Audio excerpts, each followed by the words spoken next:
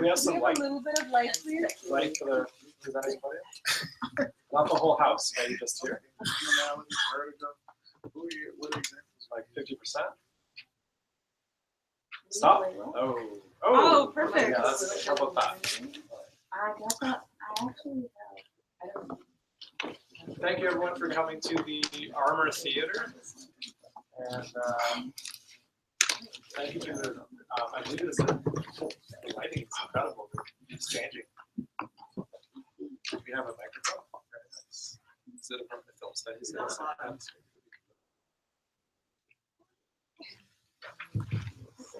Film studies that is Thank you very much for coming to the Armor Theater, and thank you kindly to the Department of Film Studies for allowing us to use this beautiful space. Just a reminder, there's no eating or drinking in the theater. We're very happy to have the first of our 2 afternoon keynotes in the Armor Theater. We have Dr. Valorie Thomas, who is soon to be full professor. Is that correct? Of English and Africana Studies, Pomona College. You're going to speak it into me. Yes, I received that. Valorie originated the concept of diasporic vertigo as a motif of decolonization, and she also studies film and visual art, has an ongoing interest in the connections between writing art and social justice, and is a screenwriter. She recently curated the international exhibition Vertigo at Midnight, featuring 21 Afro-diasporic artists exploring the motifs of Afrofuturism, speculative art, and spirituality at Pomona College's Chan Gallery and Scripps College's Clark Humanities Museum. So without further ado, I'd like to welcome. Am I going to need this? Do you need this? Can you hear me? Okay, so maybe I won't need this because I'm doing 2 or 3 things up here. I'll yell. Thank you, Tobias. And thank you for inviting me. I'm very honored to be here and happy to kind of be with my Afrofuturists and speculativists and futurists in general. And I also want to say, while we're on the topic, since you mentioned that exhibition Vertigo at Midnight, that was 2015, Zeal was actually a featured artist in that show.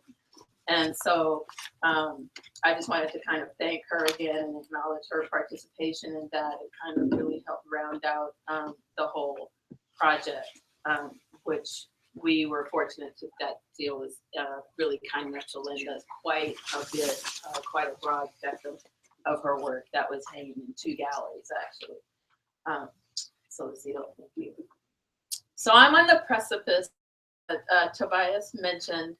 I work on the idea of vertigo and being at the precipice, and I've been listening, kind of picking up some through lines about that during the day that I wanted to call attention to and maybe highlight somewhat with ideas of fragmentation, being inverted, being dislocated, disrupted, disoriented, going to the crossroads. For me, this is a reference that goes back to ancient archetypes in West Africa and Central Africa, and an entire philosophical system and spiritual system, cosmological system that takes into account the metaphysics of the crossroads. And I didn't do that. Not that good at the crossroads. I wish I was. And so there have been bits and pieces of this coming forward today, and every time I hear somebody sort of go in that direction, I'm like, okay, thank you. So I'll be talking more about it. The first little piece here, oh, and I have to tell you by way of a disclaimer, I put this PowerPoint together at about 3 a.m. last night. It's got some GIFs in it. I don't even know if they're actually going to animate for you. If they're not, I'm going to act them out. I'm going to be all like Beyonce. But I start here with an image by another artist that was in that Vertigo at Midnight show, Lee Blaylock. And aside from her quote here, which I love, she's talking about her own work, and that's an image of her talking about that idea of displaced identity and moves that can be made in response to the distortions of race and racism and gender oppression, but that exploit and capitalize distortion and variation and recombining elements and rearticulating elements, and elements in terms of like what Tobias was talking about earlier, like ontological reinvention, reinventing the very sort of bedrock concept of the self, but also rearticulating the body, redefining the human, bringing in the idea that the humanness that we own is not something that is superior to other beings or superior to the earth itself.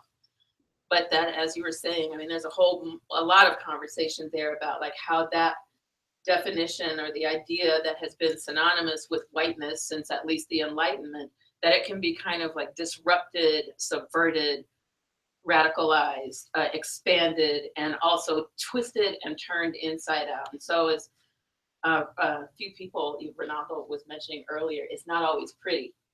May not always be like harmonious, may not always be like sort of easeful. It may in fact encompass things like the horrific and the lethal.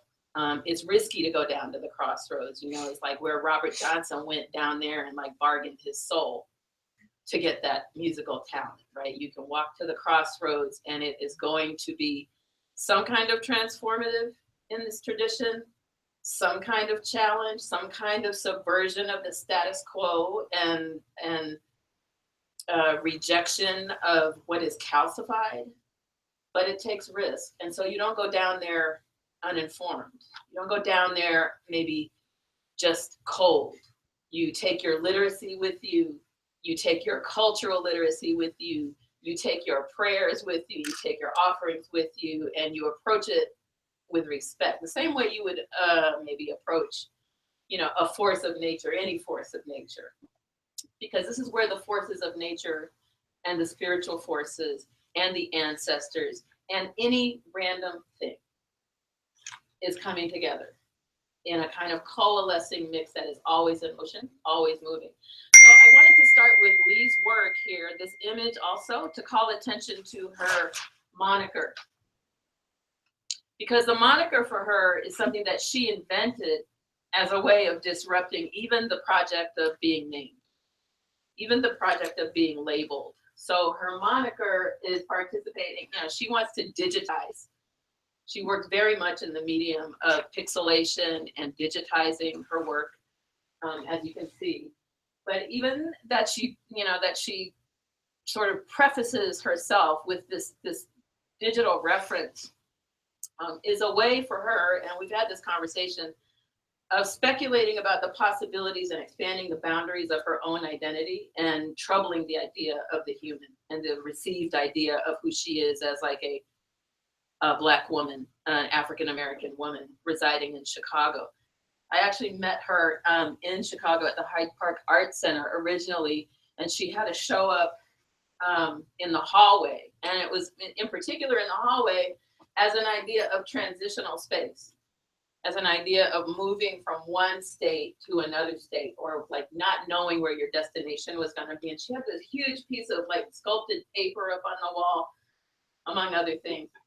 And the paper was like very violently ripped and kind of shredded and very abstractly sort of mounted and done. And I asked her, I said, well, like, where are you in this? You know, if this called it a self-portrait, I said, so, okay, self-portrait, I'm not following. And she walked over to it and she pointed to the torn edge hanging off the paper. She said, I'm right here on this torn edge. This is where I am. I'm dodging bullets. Okay. I'm like, she's like, I'm on this edge perpetually, all the time. There's no time that edge is not the landscape that I'm inhabiting. And so that idea for me was very evocative, very much related. So when I'm talking about vertigo in relationship to speculative identities, in relation to race and gender and disruption and subversion, I'm also thinking not only just about like the kind of conventional idea of vertigo is Alfred Hitchcock, and then you're like all like, you know, in your Freudian like fog and stuff, but not just falling, not just being on the edge and falling over, but in a more clinical sense of like a generalized disorientation and disequilibrium. It may involve spinning.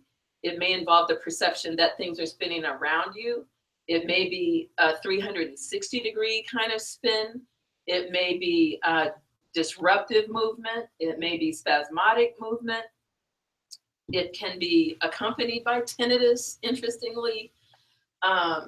It can be the feeling of simply being sort of afloat, simply sort of being, maybe sometimes even like a representation of it would be kind of levitation, right? Levitating or flight. You see that story very often coming out of West Africa about the flying Africans. Well, to me, I'm gonna go investigate it for like what is the lesson there in that type of vertiginous process that is about reclaiming or returning to some memories that have been disrupted and repressed, or disrupted and deliberately forced into amnesia. So let's see, to move through.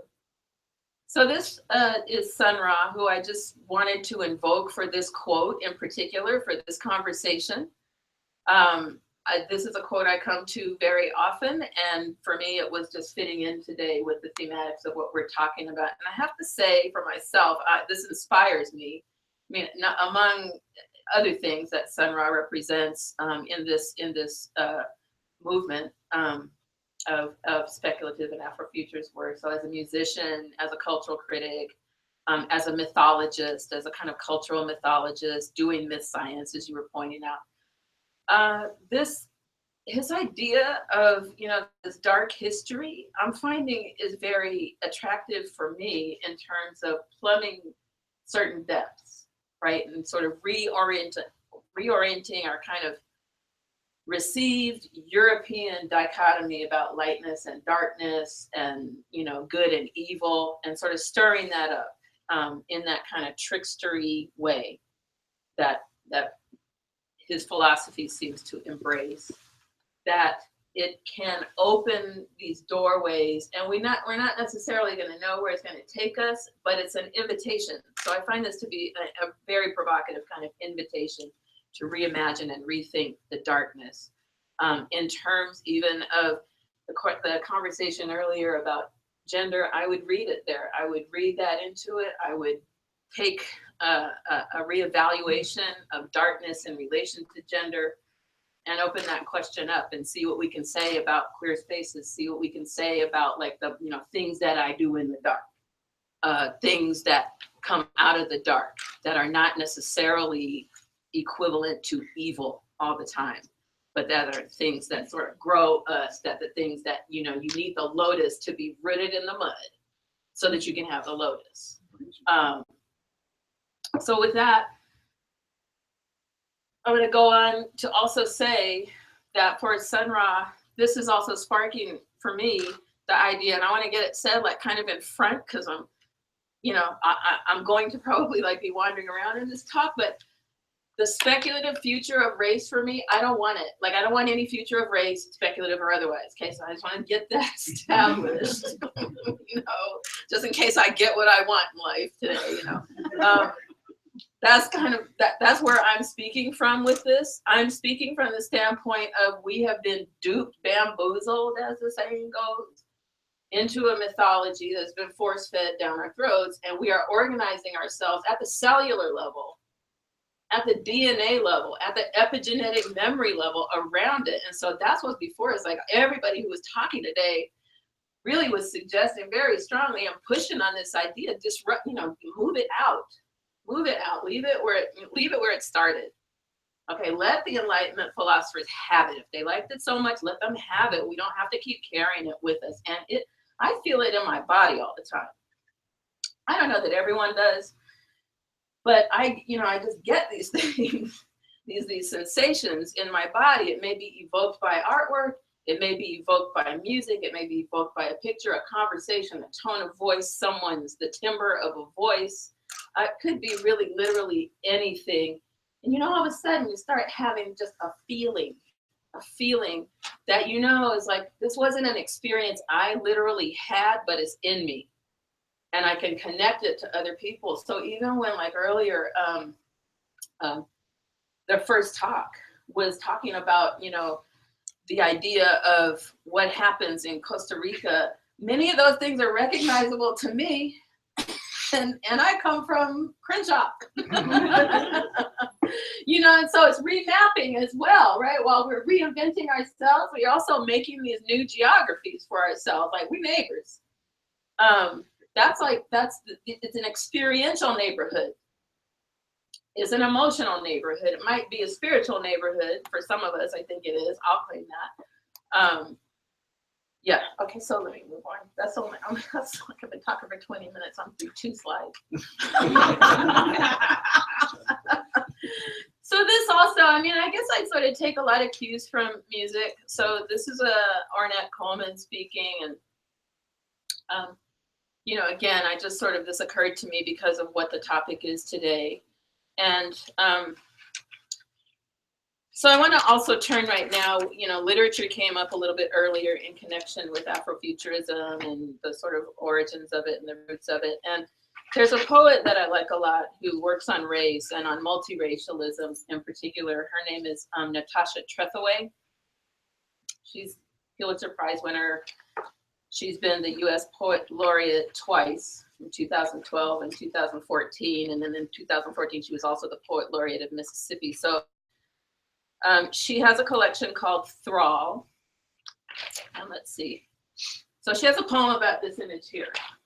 This is called, this is a Casta painting from Mexico, from the 18th century in Mexico. There's a whole series of these paintings depicting multiracial people and multiracial and the social arrangements around multiracial people, how multiracial people are to be placed in the society, what their relationship is to the people who are above them in class and who are below them in class. And that all shifts around depending on what your racial makeup is. And in Mexico in the 18th century, there's something like 23 different categories, right? Not a lot of air in that system.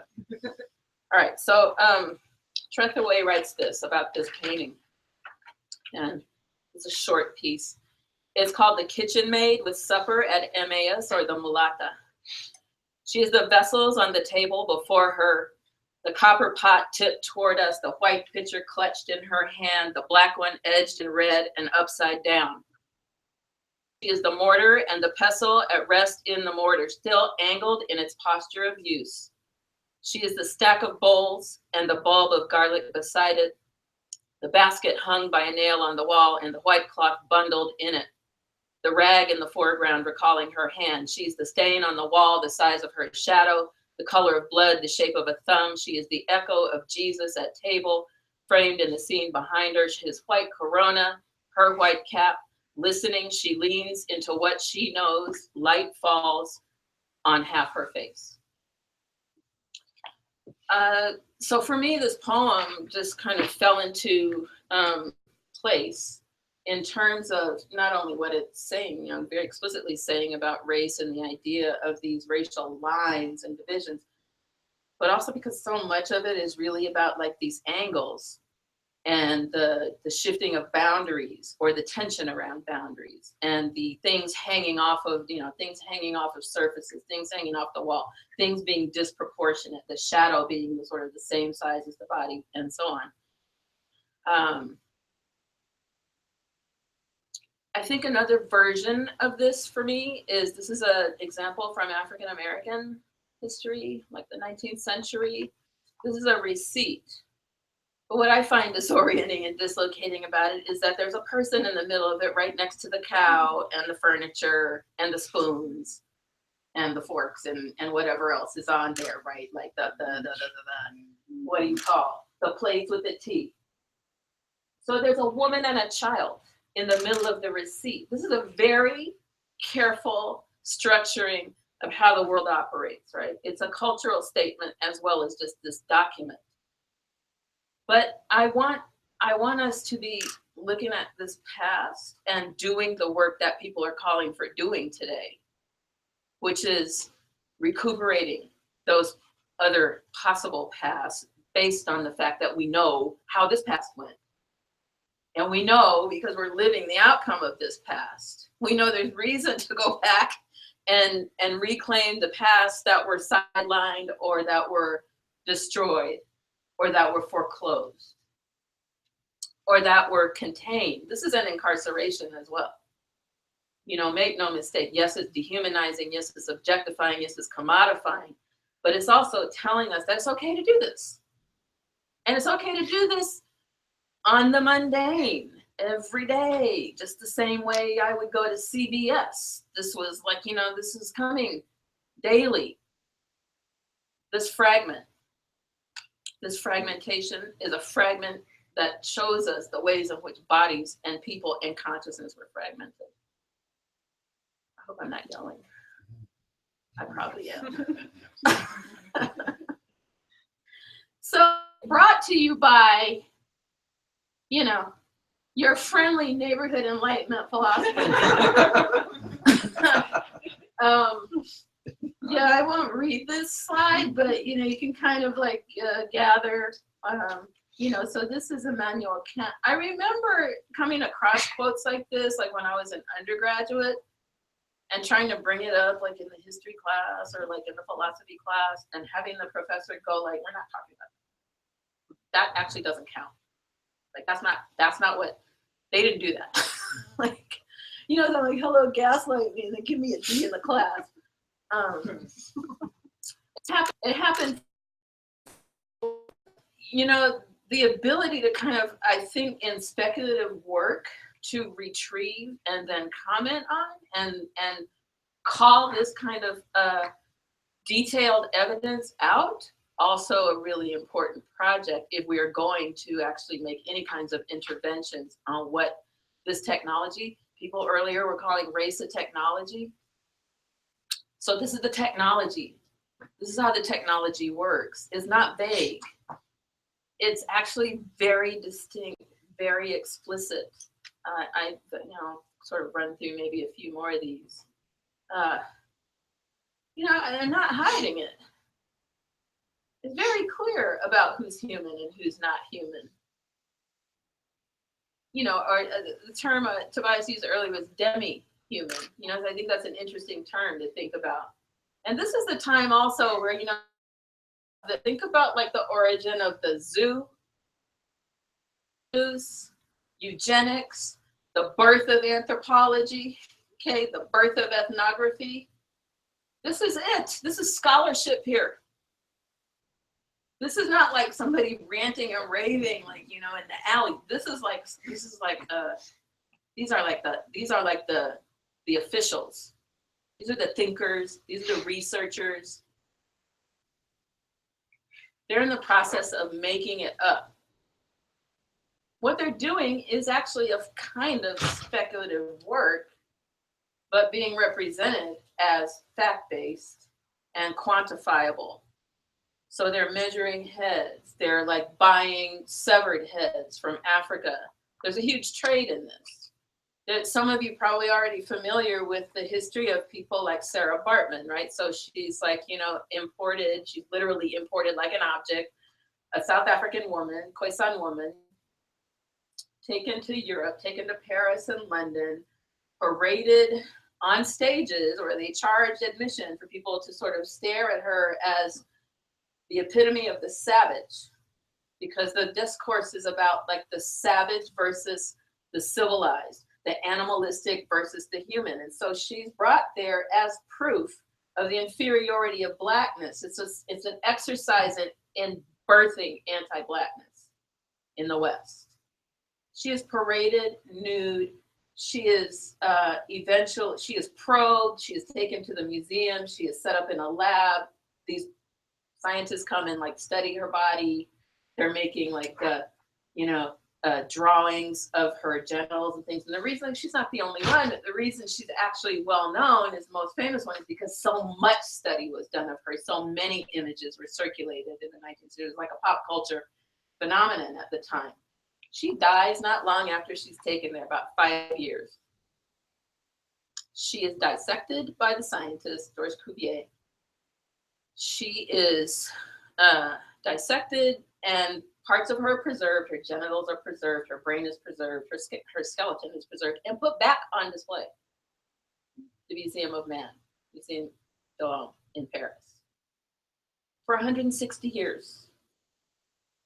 Until finally Nelson Mandela was able to facilitate having her remains repatriated in the Eastern Cape. You could also think of, I mean, there's so many examples, right? There's like Truganini, Aboriginal Tasmanian woman who, you know, was billed at least as like the last of the pureblood Aboriginals. And so like this was kind of fetishized in a way when she died prematurely, that she was also put on, she was like taxidermied and put on display.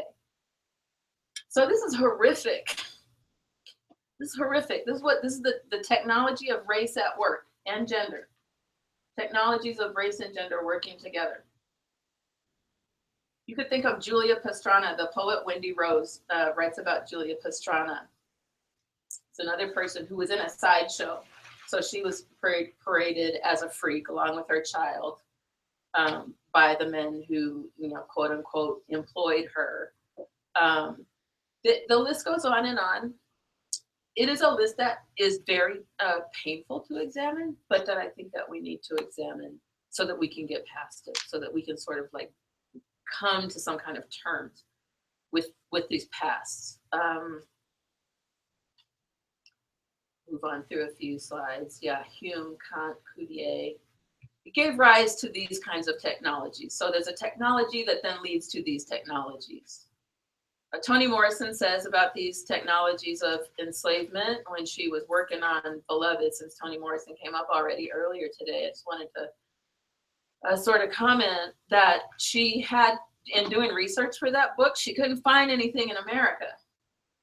So there wasn't much of this. I mean, now we have that museum, the African American Museum, where the, you know, where the objects are available, the material culture of enslavement is available. But at the time she was writing Beloved, she had to go to Cuba, she had to go to Brazil, she had to go to Africa, she had to go to the slave castles and things in order to really put this kind of material history together for that book.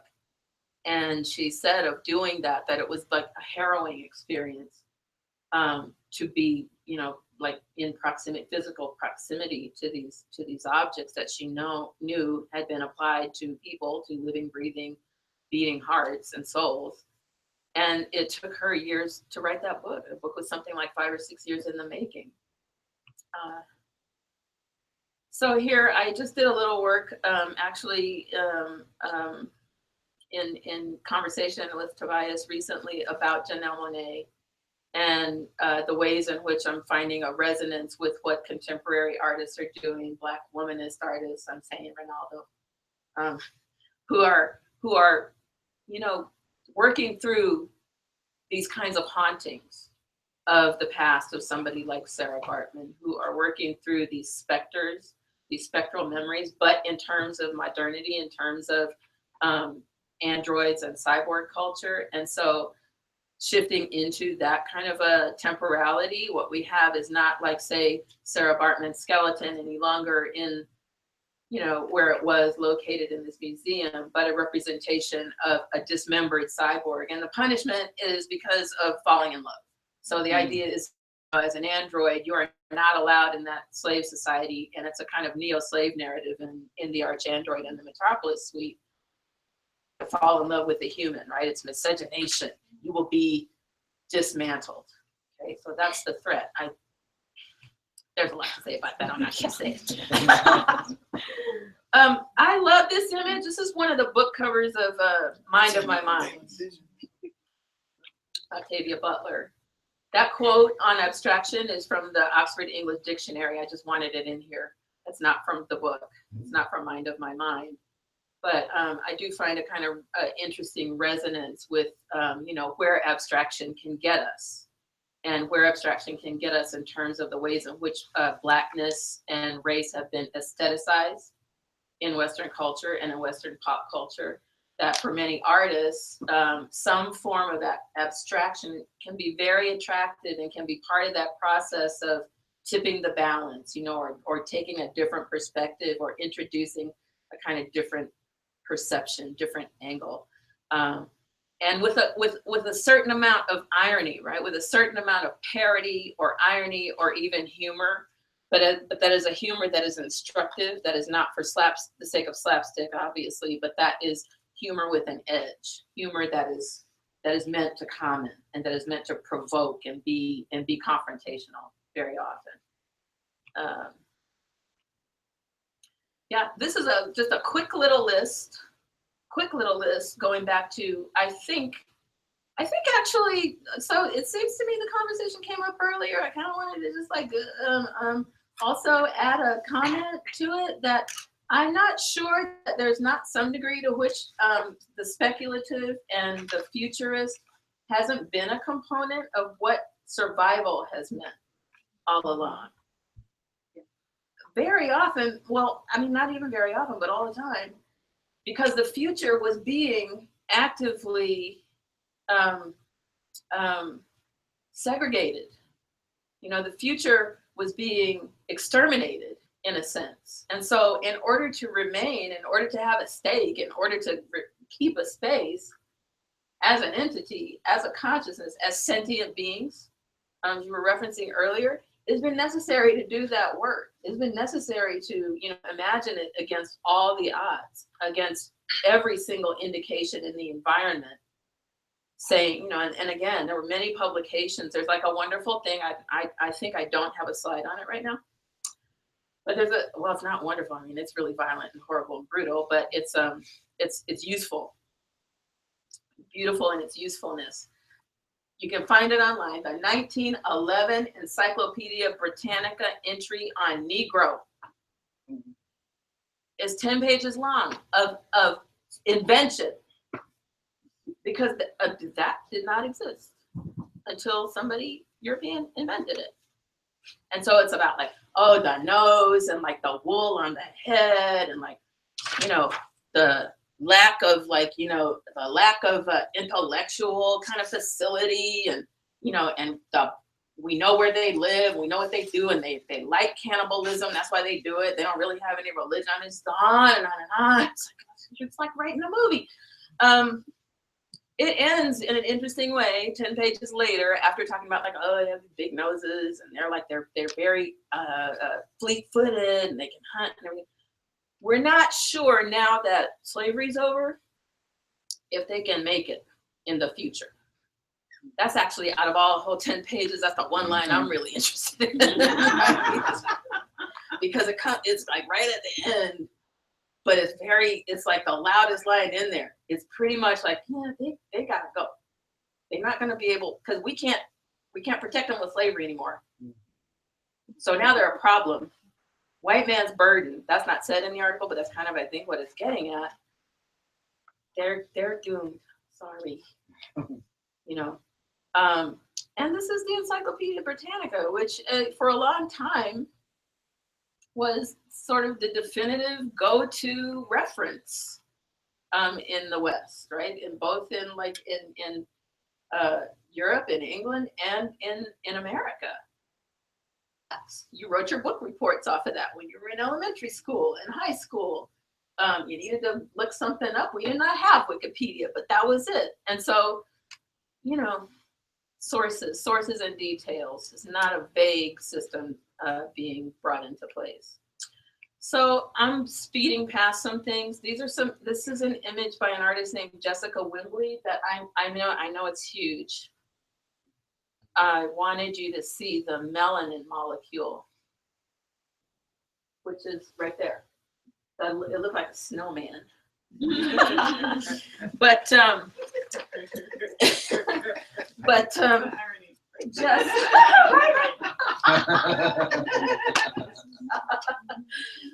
but so, you know, I was very interested in her rendering. This is a sort of a story about her ancestry and about just her contemplating her various kind of multiracial backgrounds. Thank you. This is a piece by Krista Franklin, actually, a 2015 piece. It's part of a what do you call, like a trilogy of triptych. Thank you. Yeah, of just little meditations on the black body, on the interiority and the external representation of Black women. She works in, or was working at the time, in collage. This is a piece by Wangechi Mutu. So it's in here also because of, like, I want to think about the space that this body is occupying and the movement and the sort of dynamism of the movement, but also the tension and the calling attention to skin, the surface, through the fragmentation of it, through the kind of sort of representation of a pixelation, but that is done in more brushstrokes. I think she's working a lot on these ideas, or was at the time, and also on the question of, like, where are we in the spectrum of, like, human to not human? You know, what does that even mean in this context? And, like, who is this individual? Where is this person? This is a piece by Julie Meritu, who I've been thinking about a lot. And so this is just to reiterate the idea of abstraction and the vertiginous space. And one of the keys I can give you about Meritu's work, very interesting Ethiopian American biracial artist. What is really interesting is that the little dots on there, she says those are subjects. Those are radicalized subjects who are resisting, and they come together in temporary groupings in order to deal with whatever the violence is of the environment, usually an urban environment that they're in. So I find her work absolutely kind of prophetic, right? And this is, like, way before, like, things like Ferguson and other kinds of recent protests and movements that we've seen. But she's sort of, like, just contemplating, like, why is this culture on this precipice all the time and producing this kind of tension? And she's wanting to think about, how do we produce utopia? You know, how do we hang on to some utopic idea in the midst of a very dystopic kind of violent situation? And so you'll notice, like, the grids, to me, this is reiterating the crossroads again, but it's like the crossroads times 50,000. It's like the crossroads is everywhere, literally. And maybe we can orient ourselves actually by sort of, like, thinking about that possibility and thinking about, like, well, when we feeling off, you know, my students said yesterday, in class, they want to get cameras. They're going to take their cell phones and put it on a string and just turn the camera on and twirl it around, and that's their world now. It's like, okay, please send me those. Okay, so you called on the sunken place. Okay, and I don't know if I can. Oh, let me see. Can I make it move? I don't know where my cursor is. Click. Oh, there's a cursor. Okay. And then I'm gonna end. After this, after I do all these 3 clips. Oh, there's no sound. You can't have sound. Okay. It may not be plugged in. Oh, my sound thing's not plugged in. Here it is. Okay, I need the lights. Now I can't see. See, this is my life. This is why I study Vertigo.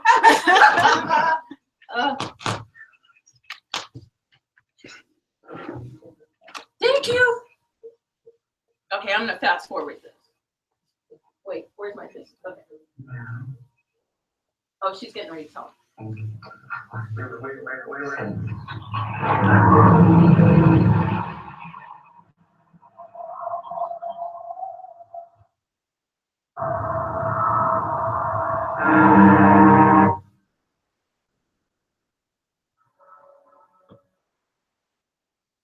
So, you know, I was practically standing up in the movie going, like, Vertigo!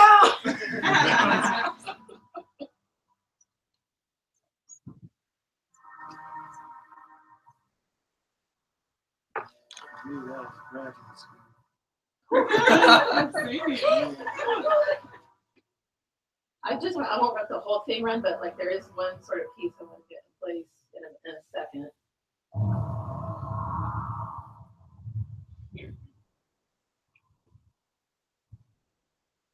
And that window is the piece. That's her looking at him through that little gaze. that has him locked in the second place. Okay, so like I've already been given my time sign. But let me move to my next. Okay, so that's the second place. Now here's lemonade, which lemonade is killing me because I can't stop obsessing on like how much of this there is in it. But this is the very beginning. It is Beyonce on the edge of a skyscraper, like a large building going over the edge. So, let's see. And I have to run actually both of these little gifs. So this is a GIF, it just keeps repeating. But I want to think about the difference between the sunken place and then this dive. Right? So that's so quick, I'll run it again. And this is why it's 3 a.m. Oh, it's still working. But that shift, that dive off to me into the crossroads, I'm reading that as a dive into like there's street below, and then it's this like immediate plunge into this water. I'm wondering like what's the difference between the sunken place and the plunge into that redemptive water? Where the next image is like, I am Oshun, and I am walking on water. Okay, and there's walking on water all throughout the video. I'm gonna tell you one thing and then I'm gonna stop. I love the whole analysis and critique of that she's doing Oshun in Lemonade. But let me just tell you, there's every Orisha. There's Oya in there, there's Shango in there. All of the 7 African powers are in there. And so like with those 11 pieces, like 5 of them belong to Oshun and the rest of them belong to the other 6. And you can test drive that. And I invite you to, and I'm gonna stop right there. Okay. Thank you.